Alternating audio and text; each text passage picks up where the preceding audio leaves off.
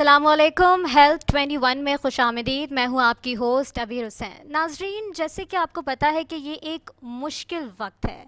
कहते हैं कि मौत से ज़्यादा खौफ जो होता है वो इस वजह से होता है कि ख़तरनाक होता है मौत, क्योंकि यहाँ पर खौफ हमारी ज़िंदगी में सिर्फ मनफी असरात छोड़ता है।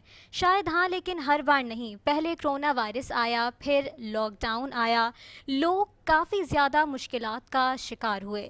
जैसे कि मैंने अभी शुरू में ही बात की है कि इतना ज़्यादा कोरोना वायरस से लोग शायद ना डरे जितना ये सोच के डरे कि हमें खुदा न खास्ता किसी बुरी सिचुएशन का सामना ना करना पड़े। और मौत से ज़्यादा वैसे भी मौत के खौफ से डर लगता है। और कभी अगर बात की जाए तो शायद हाँ, खौफ एक ऐसी चीज़ होती है जो इंसान को क्या से क्या करने पर मजबूर हो जाता है।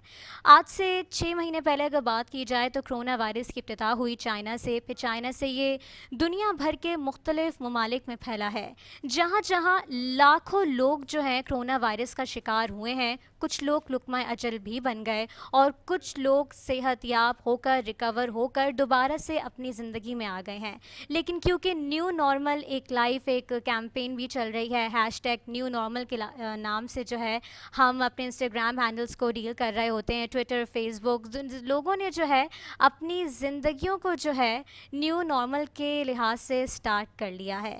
जब कोरोना वायरस आया था तब लोगों में बहुत ज़्यादा खौफ था और एहतियाती तदबीर पर भी सही मायनों में अमल किया जा रहा था।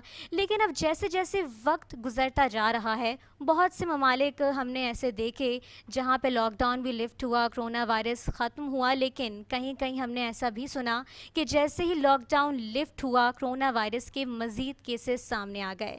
WHO की रिपोर्ट भी आई है जिसमें कहा गया है कि जितने भी ममालिक हैं जिनमें कोरोना वायरस के केसेस दिन ब दिन बढ़ते जा रहे हैं, उनको बहुत ज़्यादा ज़रूरत है कि वो लॉकडाउन लिफ्ट ना करें, एहतियाती तदबीर पर सख्ती से अमल किया जाए ताकि इस वबा पर काबू पा लिया जाए। इसी हवाले से हमारे साथ आज मौजूद हैं डॉक्टर फैज़ान, जो मॉलिक्यूलर पैथोलॉजिस्ट हैं। उनसे बात करेंगे कोरोना वायरस के हवाले से। अस्सलाम वालेकुम सर। वालेकुम अस्सलाम। क्या हाल है आपके? जी अल्लाह का शुक्र। आप सुनाइए कैसे? मैं ठीक ठाक हूँ डॉक्टर साहब। जैसे कि आपको पता है कि कोरोना वायरस हर जगह फैला हुआ है, लोगों की ज़िंदगियाँ जो है एक तरीके से रुक सी गई हैं। तो सबसे पहले हमें ये बताइएगा कि कोरोना वायरस एक्चुअली है क्या? देखिए जी, पहले तो बात ये समझें कि कोरोना वायरस बाकी तमाम वायरस से थोड़ा सा मुख्तलिफ है। आम तौर पे हम जिन वायरस को जानते हैं उनका ताल्लुक खून से होता है, जिस तरह HIV, SCV वगैरह। ये उन नए वायरस में से एक है जिसको हम कहते हैं रेस्पायरेटरी वायरस। रेस्पायरेटरी वायरस होने की वजह से क्या है कि इसका फैलाव बहुत तेज़ है और एक बंदे से दूसरे बंदे को लगना बहुत आसान है। अच्छा, यहाँ ये बात मैं ये बताता चलूँ क्योंकि आपने इंट्रो में बताया कि खौफ बहुत है। दरअसल इसका मसला ये है कि इसका मोर्टेलिटी रेट तो कम है जब हम कंपेयर करते हैं और बहुत सारी चीज़ों से जी। लेकिन इसका इन्फेक्शन इतनी तेज़ी से स्प्रेड होता है विद इन द कम्युनिटी, जिसकी वजह से ऑल्दो के रेट कम है लेकिन अमवात ज़्यादा है। तो एक तो इसका बड़ा मसला ये है कि हमारे बात करने से, हमारे जो नॉर्मल प्रैक्टिस है जिस तरह हमारा हाथ मिलाना, उससे ये बहुत तेज़ी से फैलता है। और इससे बचने का रास्ता सिर्फ एक ही है कि हम इसके अंदर जो है SOP का ख्याल रखें जो government of Pakistan, government of Sindh की तरफ से हमको दी गई हैं। ठीक है डॉक्टर साहब, ये भी बताइएगा कि एक एबोला वायरस है और एक कोरोना वायरस है। जब कोरोना वायरस आया तो लोगों में बहुत ज़्यादा एक खौफ की लहर दौड़ गई। लोगों ने समझा कि अगर हम इस खुदा न खास्ता वायरस का शिकार हुए तो शायद हम बचेंगे नहीं।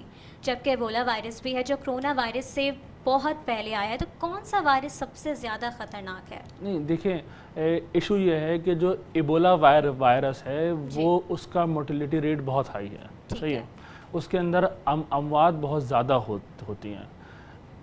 कोरोना वायरस का मोर्टेलिटी रेट बहुत कम है, सही है। लेकिन एबोला में और कोरोना में फ़र्क ये है कि एबोला का स्प्रेड इतना बड़ा नहीं था, सही है। और जो कोरोना वायरस का स्प्रेड बहुत ज़्यादा है। तो आप देखते हैं कि कोई भी मुल्क हो वहाँ पे इसके मरीज़ मौजूद हैं, जबकि जब हम बात करते हैं एबोला की तो आमतौर पे अफ्रीका के कुछ ममालिक तक महदूद रहा। क्योंकि इसका स्प्रेड बहुत ज़्यादा है, इसके अंदर अमवात ज़्यादा हुई हैं लेकिन जो आप कहें कि परसेंटेज है लोगों की वो कम है। ठीक है। ठीक है, भी बताइएगा कि कोविड के लिए कौन कौन से टेस्ट इस वक्त अवेलेबल हैं? देखें, as per the guidelines of the NIH और WHO, और जो मेन डायग्नोस्टिक टेस्ट जो अवेलेबल है वो PCR का है, जो नेज़ल स्वाब से लिया जाता है। इसकी जो एफिशिएंसी है बहुत ज़्यादा है, इट इज़ वेरी एक्यूरेट। इसकी एक्यूरेसी ये है कि 99.8% आप कह सकते हैं कि टेस्ट एक्यूरेट है। और डायग्नोसिस के लिए it is the only test recommended by any drug regulatory authority. और जो टेस्ट मौजूद हैं जिसको हम कहते हैं एंटीबॉडी टेस्ट या सीरोलॉजिकल टेस्टिंग, ये मौजूद तो हैं, लेकिन इनका मसला ये है कि they are not the diagnostic test. तो एंटीबॉडी और पीसीआर में क्या डिफरेंसेस हैं? देखिए, एंटीबॉडी और PCR के अंदर पहला फ़र्क तो ये है कि PCR आपके ऑनसेट ऑफ इन्फेक्शन से आपको बताता है कि द पर्सन इज़ इन्फेक्टेड और नॉट, जबकि एंटीबॉडी टेस्ट जो है उसका मसला ये है कि जब इन्फेक्शन कम से कम 7 दिन के इन्फेक्शन होने के कम से कम 7 दिन बाद ये बताएगा कि एंटीबॉडी बनी है कि नहीं बनी। तो जो आपका एंटीबॉडी टेस्ट है वो डायग्नोस्टिक नहीं है। इसका जो टर्म यूज़ हुई है कि वो हमारे अंदर इम्यूनिटी चेक करने के लिए है, और अगर उस 7 दिन के अंदर आपने PCR नहीं करवाया और आप अपने प्यारों के साथ घूमते रहे, so there is a good chance that you are going to spread the infection to them. अच्छा, ये बात मैं बताता चलूँ कि हमारे एक बहुत ये है कि भाई हमें तो कुछ नहीं होगा, सही। अच्छा, देखें, ये बात सही है कि इसका मोर्टेलिटी रेट कम है और यंगस्टर्स में बहुत कम है, सही। लेकिन मसला इसका फैलना है, सही है। मुझे शायद कुछ ना हो, लेकिन मेरी अपनी अम्मी को कुछ हो सकता है, मेरे अपने अब्बू को कुछ हो सकता है, या हमारे घर में कोई ऐसा बंदा है जिसकी पहले से कोई मेडिकल हिस्ट्री है, तो वो इस पर बहुत ज़्यादा उसका असरअंदाज हो सकता है। हमारी दीन की तालीमात भी ये हैं कि हमारे पास हमसे किसी दूसरे को नुकसान ना पहुँचे। अगर हम जानते बूझते कि हम जानबूझ के SOPs को फॉलो ना करें, उसकी वजह से हमें ये मर्ज़ लगे और हमें ये मर्ज़ लगने के बाद किसी और को लग जाए, तो उसके ज़िम्मेदार हम हैं। अच्छा डॉक्टर साहब, ये बताइएगा कि कोरोना वायरस जब लोगों में होता है, मोस्टली अगर हम सीनियर सिटीजन्स की बात करें, जो डायबिटिक पेशेंट्स होते हैं, इम्यून सिस्टम जैसे कि वीक हो जाता है, अच्छी ग़िज़ाएँ खाने को कहा जाता है, तो ऐसे में जो डायबिटिक पेशेंट्स हैं वो कौन कौन सी ग़िज़ाएँ हैं जो खा सकते हैं? जाहिर सी बात है, मक्खन हो गया, घी हो गया, तो वो उनके लिए कहीं हद तक नुकसानदेह होता है। तो आप कुछ स्पेशल बताइएगा कि डायबिटिक पेशेंट्स क्या खा सकते हैं? जी, देखें, ये इसके लिए देखें, आम तौर पे जो रेकमेंडेड है वो ये चीज़ें हैं जो आपके इम्यून को इन्हांस करें, जो आपकी क़ुव्वत मुदाफ़ियत को बढ़ाएं। उसके अंदर ऐसी तमाम ग़िज़ाएँ जिसके अंदर विटामिन C मौजूद है, दे आर वेरी हेल्पफुल। जिसके अंदर कीनू हो सकता है, इवन आपकी शिमला मिर्च है, या कोई और ऐसी चीज़ जिसके अंदर विटामिन C पाया जाता हो। दूसरी जो रेकमेंडेशन है वो ये है कि हॉट ड्रिंक्स का इस्तेमाल किया जाए, जिसके अंदर कहवे का इस्तेमाल हो गया, यखनी का इस्तेमाल हो गया। हमारे जो CEO हैं डॉक्टर फरहान ईसा, उन्होंने भी एक ड्रिंक का एक नुस्खा पेश किया था, and which is very helpful.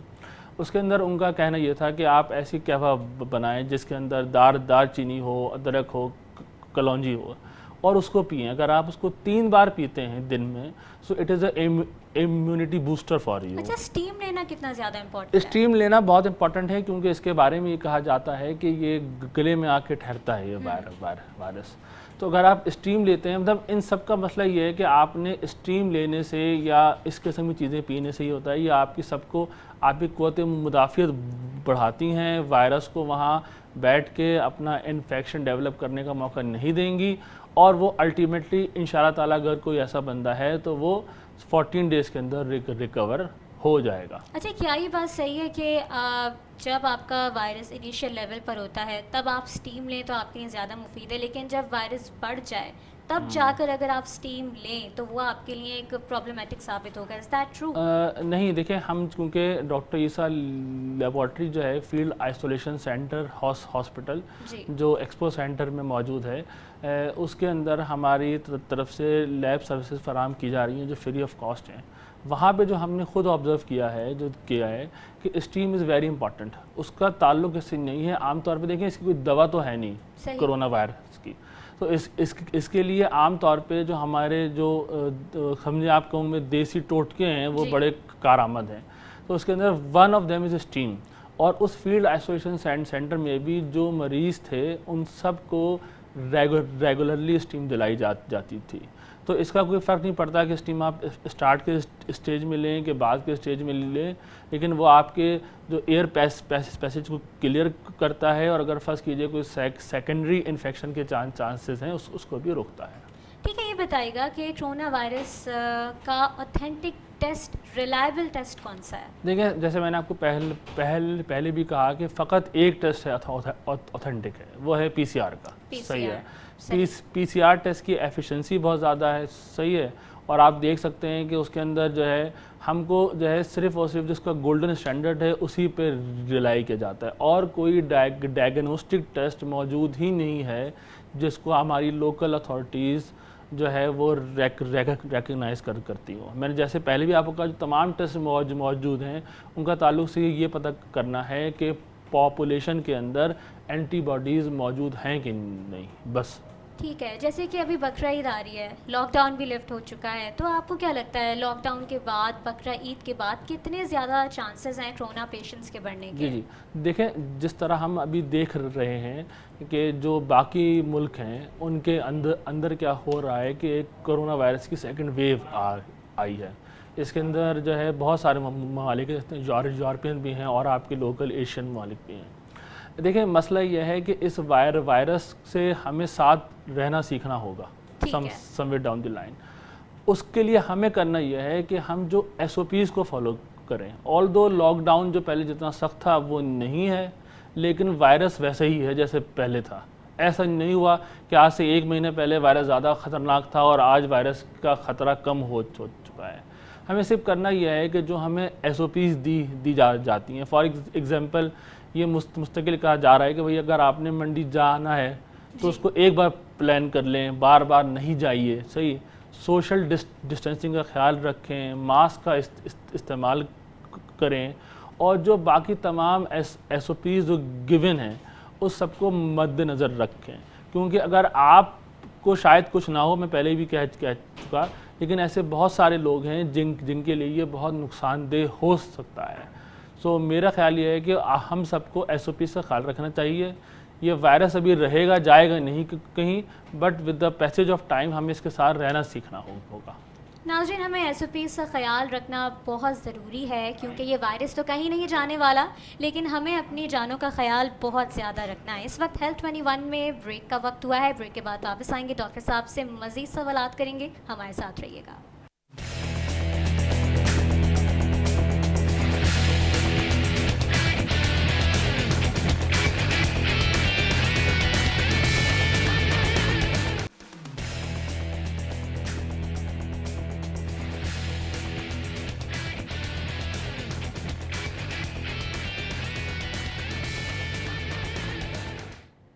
Welcome back नाजरीन फ्रॉम द ब्रेक। हमारे साथ मौजूद हैं डॉक्टर फैज़ान जो मॉलिक्यूलर पैथोलॉजिस्ट हैं। इनसे बात हो रही थी कोरोना वायरस के हवाले से, किस तरीके से बढ़ता है, कौन कौन से टेस्ट करवाने बहुत ज़्यादा ज़रूरी हैं और किन SOPs के साथ हमें ज़िंदगी अब आगे गुजारनी है। जैसे कि बात हो रही थी टेस्ट के हवाले से, तो डॉक्टर साहब मैं आपसे ये पूछूँगी, लोगों के अंदर खौफ है कोरोना वायरस का टेस्ट जो लोग करवाते हैं। अच्छा, एक चीज़ मैं ये भी कहना चाहूँगी कि कोरोना वायरस को हम लोगों ने एज अ टैबू लेना स्टार्ट कर दिया है। हमारी फैमिली में, सोशल सर्कल में, जिस किसी को भी कोरोना वायरस अगर होता है, अगर हमें ख़बर मिलती है कि भाई हमारे इन रिश्तेदार या इन फैमिली सर्कल में हमें कोरोना वायरस पाया गया है, तो लोग बहुत ज़्यादा कह सकते हैं कि डर जाते हैं कि फ़ोन से ही कहीं ट्रांसफ़र ना हो जाए कोरोना वायरस, अगर हम बात कर रहे हो। तो क्या लोग अभी भी टेस्ट करवाने से डर रहे हैं कोरोना वायरस के? आप क्या समझते हैं? देखें, मेरे ख्याल से इशू यही है कि हमने एक इसको साइकोलॉजिकल मसला भी बना लिया है। जी। देखिए, कोरोना वायरस किसी को है तो हर कोई भी जो मर्ज़ होता है उसके ट्रांसमिशन के मोड्स होते हैं, सही है। ऐसा नहीं होता कि हम फ़ोन पे बात करेंगे या उसके पास से गुजर गए जी। या उसके घर के सामने खड़े हुए हैं, उसने अपने घर के अंदर छींक दिया तो बाहर आके ये मसला बिल्कुल। हो जाएगा। देखिए, हमको उसके पीछे नॉलेज होनी चाहिए हमारे पास कि क्या है ट्रांसमिशन के मोड के बारे में। यहाँ से कोरोना वायरस के लिए अभी बहुत सारी मालूमात सामने आ चुकी हैं। आपने हाथ मिलाने से परहेज़ करना है, आपने कोई ऐसा मरीज़ है तो उसकी विसिनिटी में नहीं जाना है। मरीज़ की खुद जिम्मेदारी है कि वो अपने आप को दूसरे लोगों से अलग रखे। और अगर कोरोना वायरस किसी को हो गया so it is not the end of the world. बिल्कुल। ये बात मैं यहाँ वाज़ेह तौर पर बता दूँ कि मैंने जैसे कहा कि इसका मोर्टेलिटी रेट पाकिस्तान में तो लेस देन 2% है। लेकिन आपको नहीं लग रहा कि वक्त के साथ साथ ये मोर्टेलिटी रेट जो है वो बढ़ता जा रहा है और अभी मज़ीद बढ़ेगा? देखिए, खुदा ना करे कि ये बढ़े, लेकिन इशू ये है कि जो मोर्टेलिटी रेट जो अभी असल में आपको दो चीज़ें देखनी पड़ेंगी कि नए इन्फेक्शंस कितने हो रहे हैं। इन्फेक्शन जो हैं वो डाउन हुए हैं। अभी जो आपको बुरी खबरें सुनने को मिल रही हैं अमवात की, उसकी बड़ी वजह वो लोग हैं जो पहले से इन्फेक्ट हुए हैं और खुदा न खास्ता वो किसी कॉम्प्लिकेशन का शिकार हो चुके हैं। तो होता यह है कि अभी तो हमारे यहाँ सिचुएशन अच्छी है कि as per the documentation provided by the NIH कि ये कोरोना वायरस के केसेस नीचे जा रहे हैं। लेकिन कोरोना वायरस का टेस्ट करवाने से आपको कोरोना हो नहीं जाता जी। ये बात भी बहुत इम्पॉर्टेंट है। अगर किसी को कोरोना वायरस का टेस्ट आपको लगता है, आपको शुबा है, तो आपके लिए बेहतर है कि आप उसे at the very early stage identify करें। घर पे रहने से या घर में अलग हो जाने से या बैठने से आप सिर्फ अपने मर्ज़ को बढ़ा सकते हैं, क्योंकि ये बात याद रखिए कि इसका कोई इलाज नहीं है। तो आपने स्टार्ट से वो तमाम प्रिकॉशंस लेनी है ताकि ये अपनी कॉम्प्लिकेशंस को डेवलप ना करे। अगर किसी को कोरोना वायरस हो जाता है, वो रिकवर भी हो जाता है, तो क्या चांसेस हैं कि वो बंदा या बंदी दोबारा इन्फेक्ट हो सकता है कोरोना वायरस से? देखें जी, अभी तक जो रिसर्च सामने आई है तो पहले तो यह है कि बहुत सारे लोग ऐसे हैं या कुछ क्वांटिटी ऐसी है जिसके अंदर एंटीबॉडी डेवलप नहीं होती। अच्छा, एंटीबॉडी अगर डेवलप होती भी है तो उसके बारे में कहा जाता है कि जिन लोगों को कॉम्प्लिकेशंस नहीं होती उनकी एंटीबॉडी हमारी बॉडी से जल्दी ख़त्म हो जाती है, मीन्स 2 से ढाई महीने के अंदर।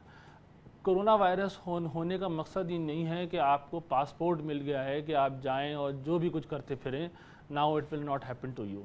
आप देख सकते हैं चाइना की मिसाल आपके सामने है, उसके अंदर भी दोबारा लोगों को री इन्फेक्शन के केसेस सामने आए हैं। तो हमें उनको दोबारा हो सकता है, उनको अपना ख्याल रखना चाहिए। और जैसे मैंने बारहा कहा कि SOPs को मद्देनज़र रखें। अब किसी को अगर हो गया है तो अनफॉर्चुनेटली उसके पास लाइसेंस टू किल नहीं है कि वो जाए और जो भी करता फिरे, ऐसा नहीं हो सकता। अच्छा, बहुत से ऐसे लोग हैं जो अपने घर में पालतू जानवर रखते हैं, तो क्या ये बात सच है कि मरीज़ों जो कोरोना वायरस के मरीज़ हैं उनसे जानवरों में कोरोना वायरस मुंतकिल हो सकता है? देखें, अभी तक ऐसा कोई केस सामने से गुजरा नहीं, सिवाय एक हांगकांग में ऐसा केस हुआ था जिसमें पेट डॉग के अंदर जो है कोरोना वायरस को आइडेंटिफाई किया गया था। ऐसा कोई केस मौजूद है नहीं, क्योंकि समझिए कि उनकी इम्यूनिटी भी डिफरेंट टाइप की है पेट्स की आपके, तो फ़र्क है उसके अंदर। लेकिन फ़िलहाल ऐसी कोई बड़ी चीज़ सामने आई नहीं है जिसके हम कह सकें कि पेट्स को भी ट्रांसफ़र होता है और pets can act as a vector के वो आगे ट्रांसफ़र कर सकते हैं। अच्छा, जैसे कि कोरोना वायरस का खौफ लोगों में बढ़ता जा रहा है, अब कभी कभी ऐसा लगता है कि कोरोना वायरस का खौफ शायद ख़त्म हो रहा है, लेकिन जब खौफ ख़त्म होता है तो दूसरे दिन खबर सुनने को मिल रही होती है कि इतने लोग जो हैं कोरोना वायरस का शिकार हो चुके हैं, तो एक एंग्जाइटी लेवल बढ़ रहा है। अगर मैं आपकी बात करूं, क्योंकि आप डॉक्टर हैं, जाहिर सी बात है आपको हर किस्म के पेशेंट से डील करना पड़ता होगा, तो एंग्जाइटी लेवल को किस तरीके से आप बैलेंस करते हैं? देखें, एंग्जाइटी लेवल को बैलेंस करने का अंदाज़ा सिर्फ यही है कि आपको ये पहली बात, क्योंकि हमारे पास भी ऐसे बहुत सारे लोग आते हैं जो ये समझते हैं कि कोरोना वायरस हो गया so it is the end of the world. सही। अच्छा, इसको हमें अपने आप को बचाना है। सही। SOPs का ख्याल रखें। एंजाइटी, मैंने जब से पहले भी आपने पूछा कि हमारे यहाँ इतने अमराज हो चुके, जैसे डेंगू था, सही, then we have got hepatitis C है, मलेरिया। हेपेटाइटिस बी है, मलेरिया है, जिनका मोर्टेलिटी रेट इससे कहीं ज़्यादा है। सही, हमारे यहाँ जो बहुत सारे मसाइल इस वजह से ही पैदा होते हैं, जिसकी आपने निशानदेही की कि हम टेस्ट कराने जाएंगे ही नहीं। सही, जब हम टेस्ट कराने नहीं जाएंगे, अगर वो आपको मौजूद है हमारे अंदर, तो वो फिर वो कॉम्प्लिकेशंस को डेवलप करेगा। कोरोना वायरस का होना is not a big deal, हो सकता है, लेकिन उसको अपने पास रखना, उसको ट्रांसफ़र करना, उसकी कॉम्प्लिकेशंस को क्रिएट करना just by avoiding in the doctors और just by avoiding going to the laboratory, this is not good. Anxiety level देखें, ये तो बंदे के अपने ऊपर भी है ना कि वो कितना इसको एंजाइटी लेता है। अभी हम देखते हैं कि न्यूज़ चैनल्स हम देख रहे होते हैं। हाँ, एंजाइटी न्यूज़ चैनल वो असल में थोड़ा ऐसा भी होता है ना कि वो थोड़ा यहाँ से मैं एक जगह भी था, हेल्थ डिपार्टमेंट गया था, वहाँ पे वहाँ ये मसला ये हो रहा था कि ये नहीं बताया जाता है कितने लोग रिकवर हो गए। सही है, पहली जो हेडिंग होती है वो होती है कि इतने लोग मर गए, और फिर होता है कि वो 20,000 लोग सही भी हो गए। सही, तो थोड़ा उसका भी रोल है, लेकिन जाहिर सी बात है ओवरऑल आप पॉजिटिव रहें। जिस तरह हम वो लोग हैं जिन्होंने बड़े बड़े अमराज को जो है शिकस्त दी है, so this is not a big deal for us. नाज़रीन, हमें पॉजिटिव रहने की बहुत ज़्यादा ज़रूरत है। ठीक है, कोरोना वायरस जगह जगह फैल रहा है, हमें बहुत ज़्यादा मोहतात रहने की ज़रूरत है, लेकिन घबराने की बात नहीं है। SOPs को फॉलो कीजिए, अपना बहुत सारा ख्याल रखिए, अपने प्यारों से जो है मोहब्बत कीजिए, और मुझे दुआओं में याद रखिएगा। इंशाल्लाह आपसे मुलाकात होगी कल। अबीर हुसैन को इजाज़त दीजिए। अल्लाह हाफ़िज़।